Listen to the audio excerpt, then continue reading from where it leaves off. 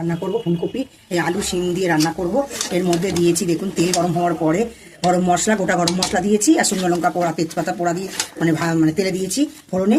শুকনো লঙ্কা, তেজপাতা আর গরম মশলা ফোড়নে দিয়েছি। দেওয়ার পরে তার মধ্যে দিয়েছি কাজু, পোস্ত, সর্ষে, চারমগজ দিয়ে আর মশলাটা কষিয়েছি। আদা, জিরে, ধনে সব দিয়ে কষিয়ে তার মধ্যে আলু আর শিম দেওয়া হয়ে গেছে।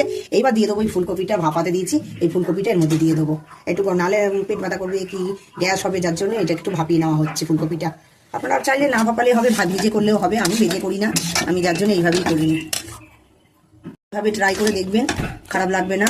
এইভাবে করে আমাকে কমেন্ট করে জানাবেন কেমন লাগলো না লাগলো, কমেন্ট করে জানাবেন। একবার একটু খেয়ে দেখবেন করে হয়েছে দিয়ে এর মধ্যে নাড়া হবে, নেড়ে আর একটু জল দিয়ে দেবো, কেন এগুলো তো সিদ্ধ হবে, আলু শিম আর ফুলকপিটা সিদ্ধ হবে, নাহলে তো যে ডাটিগুলো ফুলকপি সিদ্ধ হবে না, যার জন্যে এই নেড়ে ছেড়ে জল দিয়ে দেবো।